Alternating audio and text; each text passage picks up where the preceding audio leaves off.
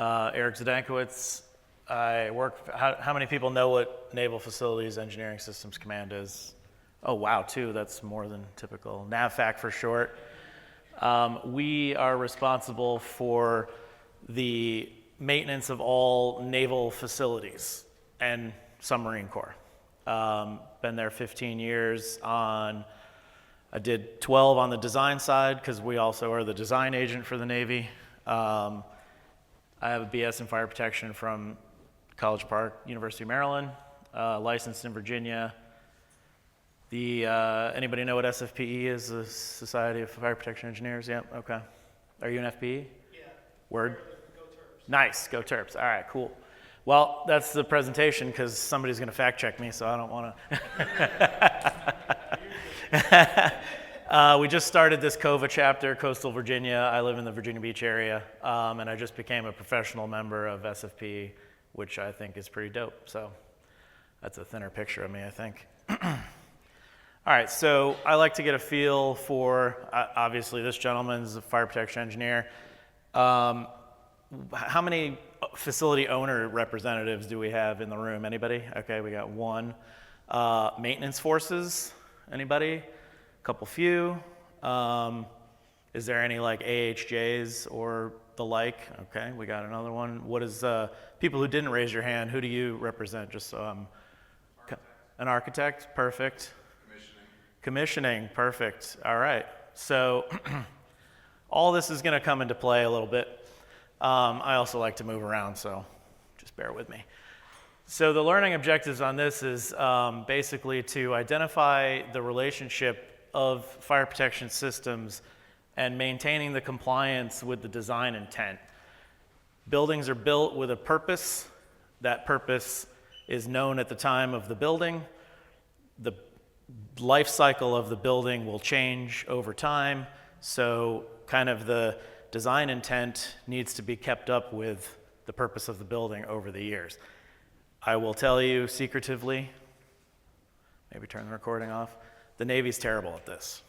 So this is one of my primary aspects of the inspection, testing, and maintenance program that I work with the design side of the house to try to like give this documentation a chance to go through the life cycle of the building. We're going to understand how non-compliant inspection, testing, and maintenance practices impacts that enduring compliance of the building and life safety code allowances. And we'll take some examples and then identify the key stakeholders in this process and their roles and responsibilities. So we got an idea of who's in the room. Obviously, the architect knows that, you know, we're going to look at the building code and the life safety code. The fire protection engineer knows that, and we're going to, you know, kind of talk to the client, understand what their needs and desires are for their building, and that is supposed to be like a basis of design that follows through the building. So how that ties into inspection, testing, and maintenance and a compliant program we're going to get into pretty soon. Any questions so far? Okay, good. So walking through the presentation, learning objectives, we just went over, ITM background, design allowances overviews, the implications of what can go wrong, some examples, some scenarios, and then, okay, great, what do I do with this information? Conclusions and questions. So we went over this, we got some engineers, we got some designers, we got some maintenance agents, commissioning, a couple AHJs, insurance. Anybody from the insurance industry in here? No? Okay.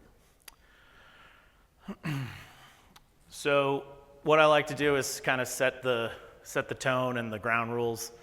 The intention of the presentation is not to analyze why fire protection systems become impaired. It's more along the lines of, if you have a compliant program, how does that affect your design life cycle of the entire building? We're not going to provide commentary on frequencies and, you know, fire protection systems and their components. We're not going to provide necessarily input. We can provide a little input on what a compliant ITM program looks like if there's specific questions. And I'm definitely, for this side of the room, I'm not discouraging designers or architects from utilizing the building code and the life safety code design allowances that we have. So what is inspection, testing, and maintenance? Everybody pretty familiar with the terminology, inspection, testing, and maintenance? Sometimes if it's not fire protection related, they call it PMs, preventative maintenance. Inspection's a visual check. Kind of sometimes they call it like a clipboard review. You're not climbing ladders, you're not necessarily touching anything. Testing is the functional, operational test. And then the maintenance is actually getting in there and turning some wrenches.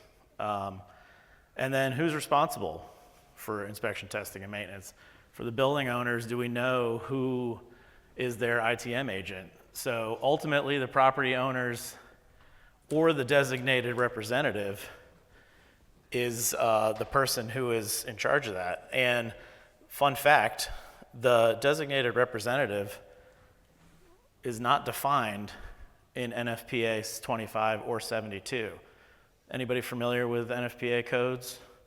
National Fire Protection Association. Okay, so 25 is the inspection, testing, and maintenance requirements for water-based fire suppression systems. NFPA 72 is both the design for fire alarm systems, but also the inspection, testing, and maintenance required. So design representative or designated representative is not defined in either of those, which I always thought was interesting. AHJs and fire officials. Everybody have a good relationship with their building code official and their fire official? Probably. I see a lot of smiles and nods and eye rolls. So the AHJ fire official and the insurance industry help you to drive compliance, but they are not responsible for the inspection, testing, and maintenance. Any questions so far? Okay, good. So what's the importance of inspection, testing, and maintenance, and why do we care about it? The macro reasons to protect life and property, right? That's kind of what fire protection engineers' main tenet is all about. Meet the needs and expectations of first responders, decrease risk liability for the owner. If we can drive down risk and liability, we can drive down overall costs. The micro reasons, and every time I say micro, I think of the dirty jobs micro. The micro reasons: maintain system reliability, increase the system's useful life. Everybody wants their money's worth, especially nowadays. We want to squeeze as much as we can out of these systems. You want to minimize your system impairments, which is going to minimize downtime overall and reduce the overall life cycle costs. I suggest that we also add compliance with building and life safety code allowances, because kind of the whole point of the presentation. Hopefully that point's clear by now. We went over what 25 and 72 represent. This is a direct quote. I liked it because I thought it was very relatable, and also kind of drives home the point. Once a system is in place, there's relatively few things that can have a negative impact on its operation and performance as long as it is maintained. You buy a brand new car, you never touch it, you never change the oil, you never rotate the tires, you never do anything. The car's not going to last that long. And I just broke it. There we go. All right, so what in the world are we talking about related to design allowances and impairments? So on the left-hand side, we have NFPA 25. This is from the 2023 version. There's the section, verse, chapter, all that good stuff. On the right-hand side, we have NFPA 72. On the left-hand side, they define the impairment: a condition where a fire protection system or unit or portion thereof is out of order, and the condition can result in the fire protection system or unit not functioning in a fire event. That's an impairment. 72 says that abnormal condition during either a planned or emergency event where a system component or function is inoperable. So similar, but one's dealing with, sprinkler and one's dealing with fire alarm.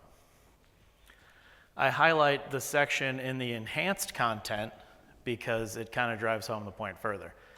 Because of the comprehensive nature of building and fire codes, buildings are designed and constructed with the expectation that the fire protection system will operate when needed.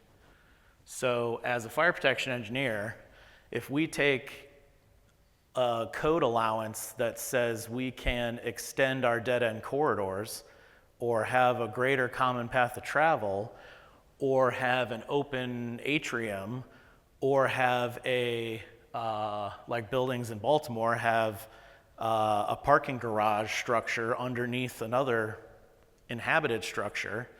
All of those are based on some design allowance that is required, whether it's construction type, sprinkler system, fire alarm system, all those things.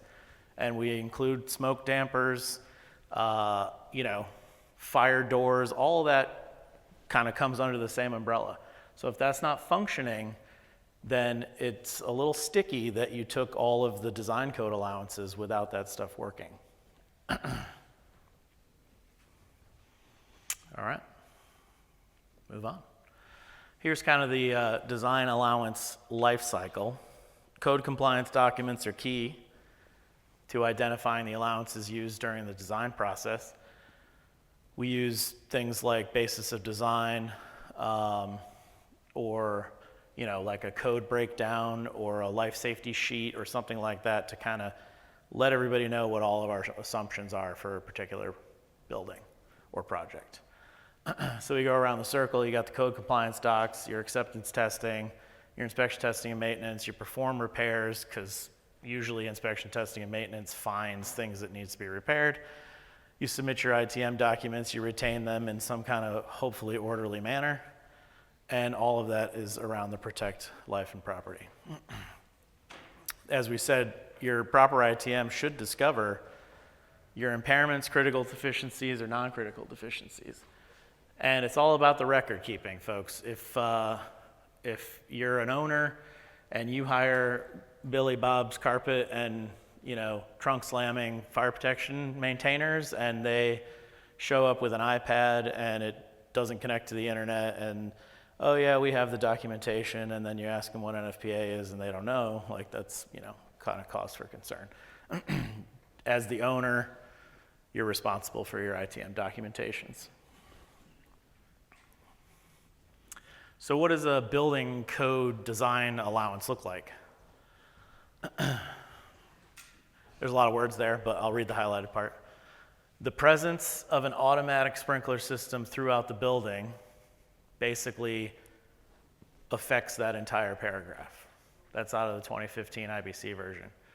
That's all we can afford with the DoD. We can just go up to 2015. Thank you for laughing, I appreciate that. Again, on the right-hand side, Chapter 5 in Purpose says adjustments to the allowable height and area.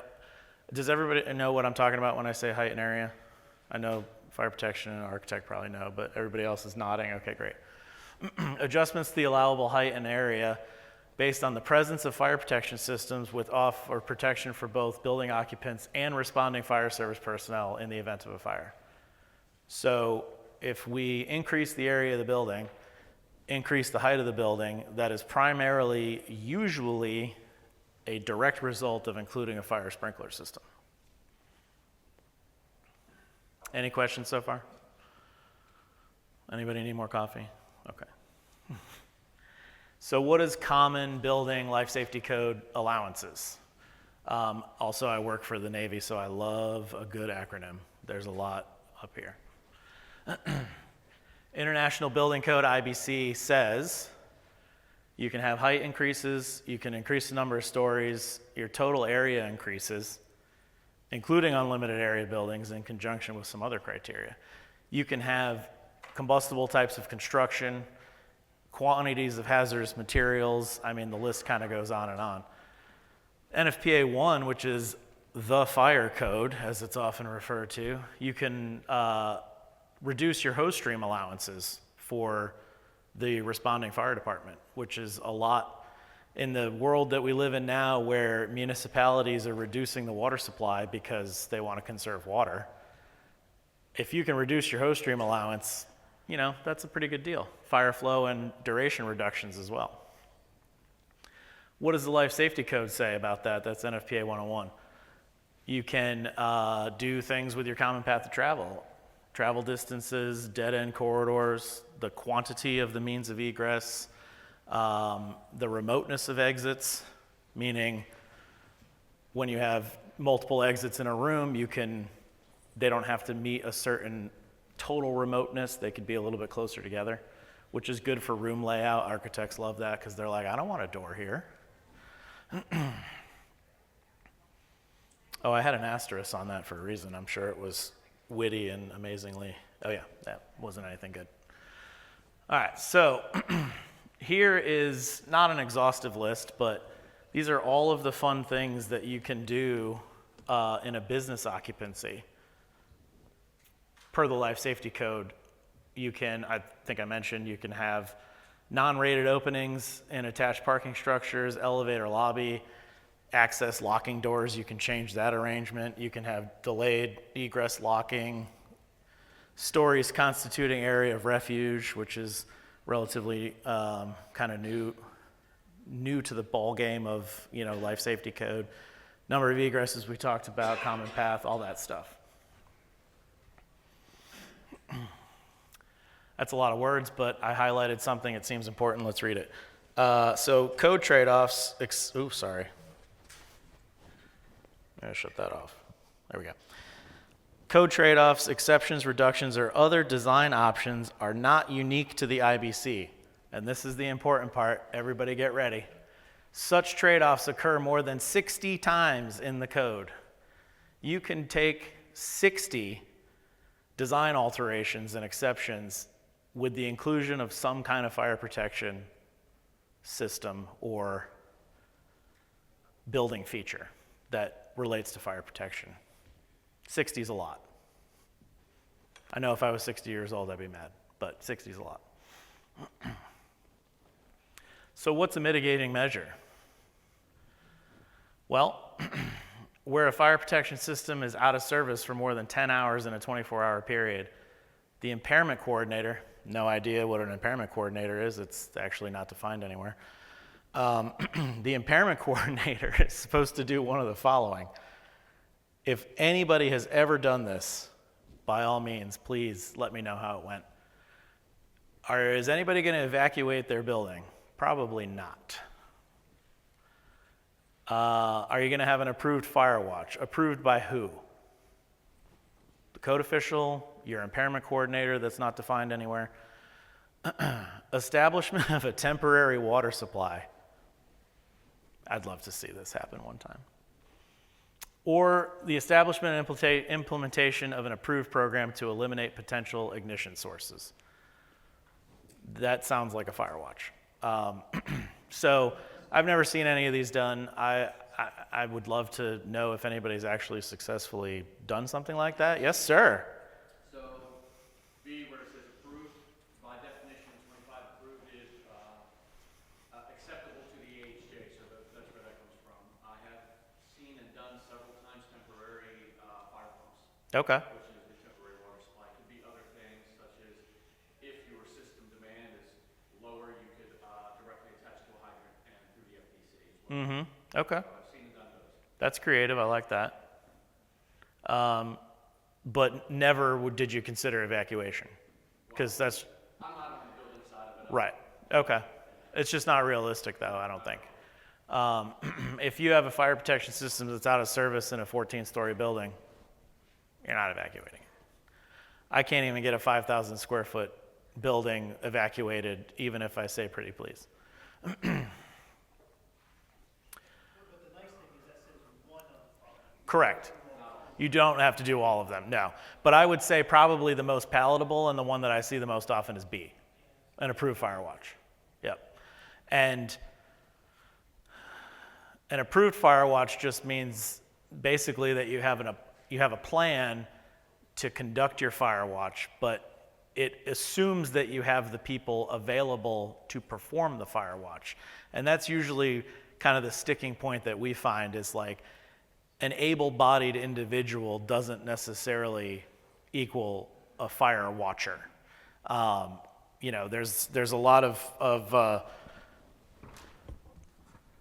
fire watchers that are sitting in a chair in a hallway doing this, and I'm like, I don't know if that counts, but okay. So yeah, B is pretty typical.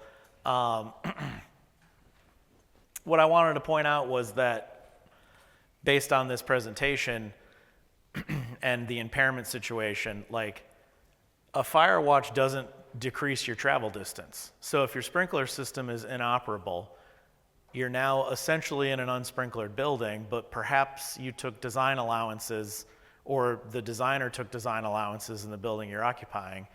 It doesn't shorten the hallway. So you still have to get all the way to an exit. And the fire watcher isn't changing that. Something to consider. Also, if you do something like D, mitigating a hazardous activity doesn't decrease the square footage or the height of the building or the travel distance or anything like that. So you're still potentially in a dangerous situation. I know this is kind of like crying wolf for no reason, but I've never seen this presented in this manner before prior to this, and I thought I was clever, basically, so I wanted to share it. So we got a hypothetical scenario. Several, actually. It's meant to provoke thought and thinking. It's not that anyone has, kind of like the previous comment, like nothing has a definitively correct answer, but it's kind of, just meant to provoke some thought. And it may not necessarily utilize design code allowances used in your state, country, jurisdiction, and it's intended to correlate design allowances and that role of ITM on preventing impairments. All right, let's jump in. So you're doing some ITM activities, or your ITM agent's performing ITM activities. You've discovered the fire alarm system isn't reporting to the supervising station. Everybody know what I mean when I say supervising station? Okay. The fire alarm system supervises the sprinkler for the entire building. As the owner, you have been notified the impairment is going to last longer than 8 consecutive hours. So I pose these questions. Even though the sprinkler system itself isn't impaired, are there still inherent risks in the situation by having the fire alarm system not be reporting to the supervising station? Is there potential compromises to the design allowances that were taken during the design? If the design allowance says you need to have a fire alarm system and a monitored sprinkler system, well, guess what? You have neither. You have a locally monitored fire alarm system, or a locally monitored sprinkler system, but that doesn't necessarily get you anywhere. And how could you mitigate these risks? So if you were the building owner and this was presented to you, what would you do? Everybody yell out the answer all at once. No, there is no right answer. But if anybody has any ideas, certainly, I'd love to hear. Somebody watch the fire alarm system and call out directly to the supervising station if necessary. Yep. Like if you're monitored by, and your supervising station's, direct phone line, or if you have radio communication somehow, like you're on a campus or something like that, you can do that. Then, you're mitigating the fire alarm not reporting to the supervising station, but also mitigating, if you have a water flow come in because the sprinkler goes off. Let's say you don't have detection in the building, you just have sprinklers. Water flow goes off because you blew a sprinkler head because there's a fire in the building. Then, you get that water flow, which means you can call the fire department. So that's good. That's a good suggestion. Anybody else? Okay. Oh, got a point there, not there. All right, here's hypothetical scenario number 2. As the AHJ, you've been notified that ITM activities have discovered there's a substantial reduction in the water supply to a large multi-story, fully sprinklered building. I'm thinking of go outside and choose any building around. Troubleshooting the issue has surpassed 10 consecutive hours. The impairment coordinator is proposing a fire watch. Assume the following design allowances were taken because the building was designed as fully sprinkled. They added an additional 20 feet, an additional story, and 46,000 additional square foot. Also 100 feet for travel distance and 25 additional for common path. Is a fire watch a less than ideal solution, and why? All right, everybody yell out at once. Go. Anyone? All right. Let's look at it. Hypothetical scenario 2 is a recently a year ago. Atlanta, Georgia. Anybody remember this from last May? 50 square miles had no water for at least 2 days, I think, maybe 3. So much so that they couldn't even fight a fire in a 2-story house, and they had to call mutual aid. Any firefighters in here, by the way? No? Okay.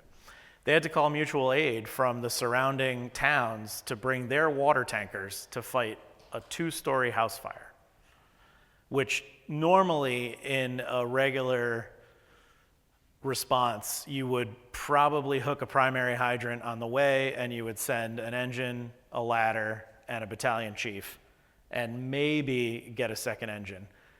So not a lot going on in a 2-story house fire, and they didn't have enough water to fight it. So imagine you have a fire on a 14th story apartment complex, and you don't have any water. So going back to my original question, you use one of those mitigating measures. Great, I have a fire watch in all of my buildings. Big deal.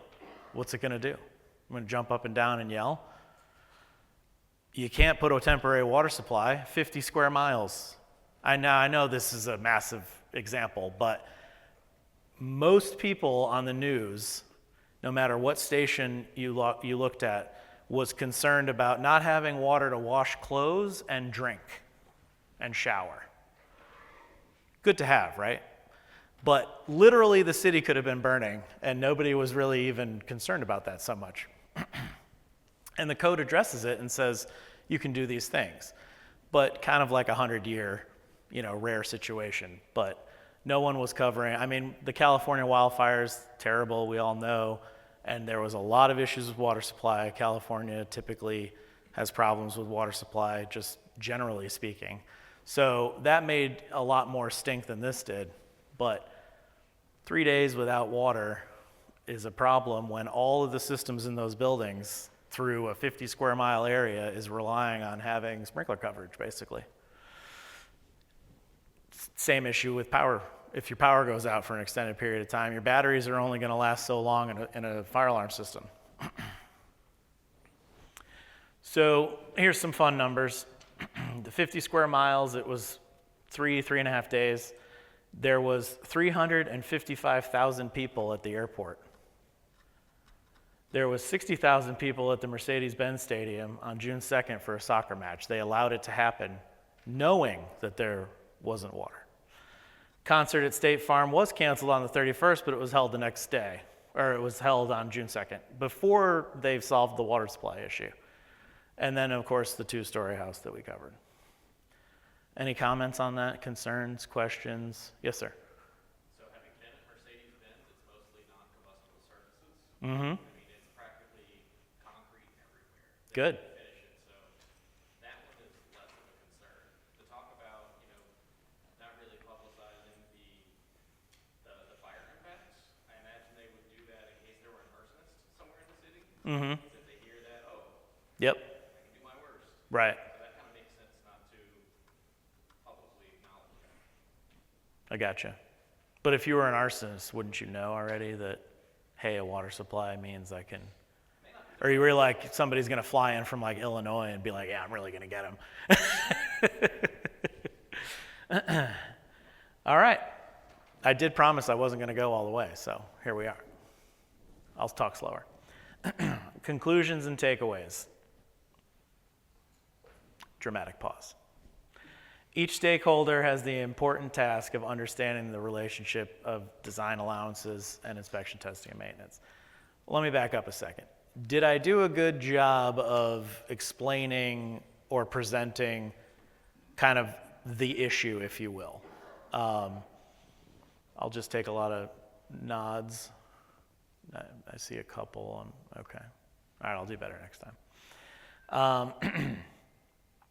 AHJs and insurers may want to consider limitations on occupants given some of the situations and scenarios we talked about, because obviously they're the insurers and the AHJs there is some level of responsibility that falls with them for public safety. So if an owner, says I'm not going to evacuate my building because I have an impairment lasting longer than, a day and a half or something, the AHJ can absolutely step in and say, no, you're going to do that. Owners may be motivated to understand what type of allowances directly impact their impairments. And for any owners in the room, and I presented this at NFPA and was kind of harping on the owners that were in the room, this is the most important takeaway. Understand what the design intention and use and occupancy of your building is.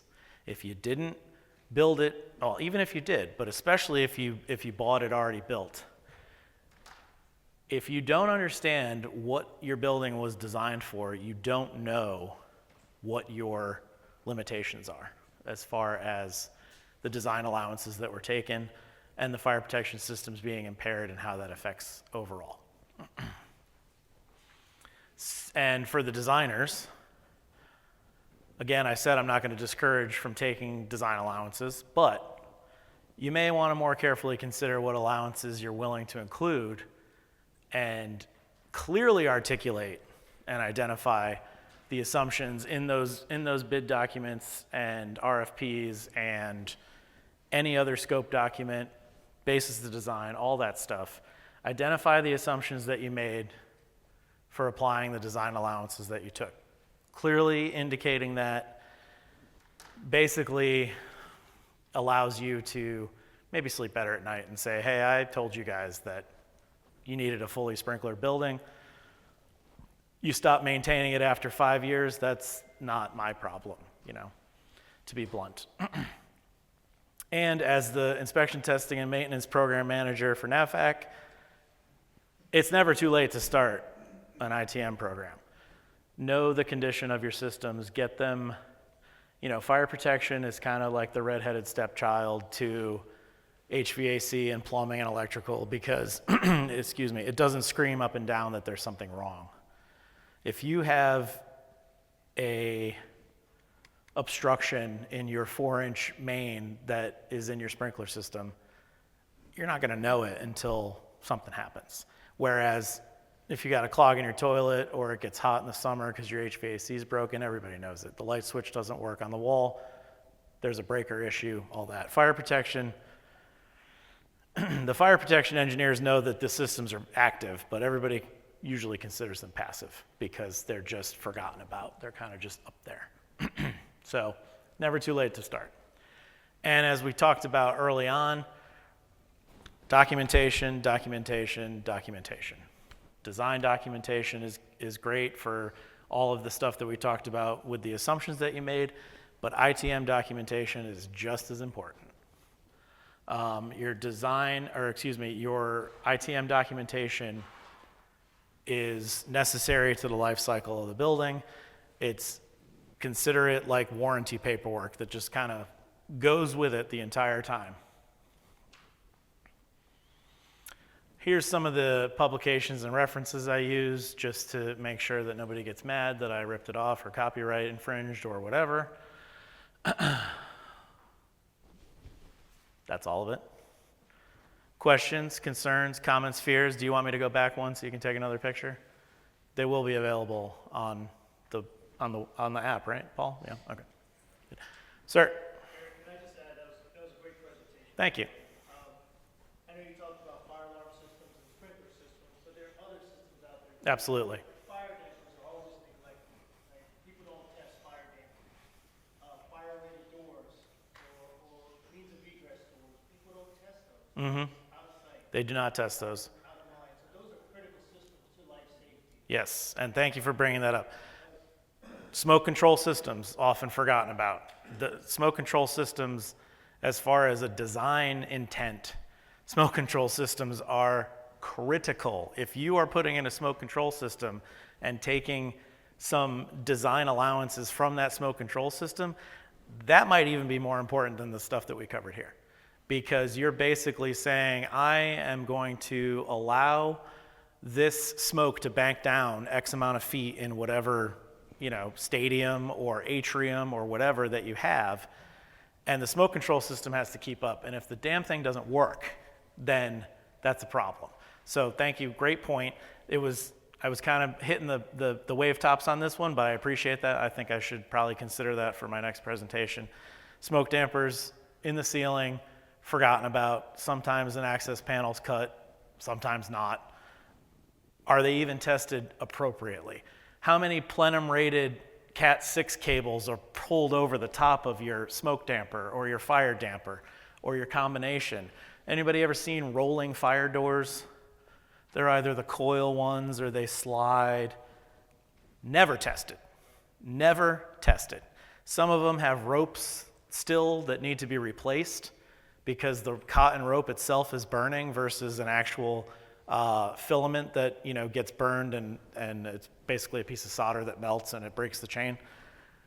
Never tested, because if you test it, you got to replace that piece that you burned through. So often never tested. I think that's a great point. And there's so many passive building components also. I mean, I could do an entire presentation, I'm sure you could too, on fire stopping. Another big thing. You cannot just willy-nilly drill holes through walls without any consideration for, what that room is supposed to, the design intention of that room. Yeah, Sir. So what we've done in our facilities is, for fire stopping, sometimes the contractor just doesn't know it's a fire-rated wall, right? Especially our biggest beef is IT contractors. Mm-hmm. They just come and do whatever they want, Absolutely. right? Yeah, so what we've He knows. what we've done is we've stenciled 2-hour rated walls above the ceiling, Mm-hmm. where if someone gets above the ceiling, they know it's a rated wall. Yep. 1-hour rated wall. Because many times they don't. They just don't know. Right. And then we have labels on every penetration that shows where the UL system is and so forth. Mm-hmm. In our specs. Yep. Yeah, the Hilti makes a great placard or a great sticker label that kind of goes right next to your penetration.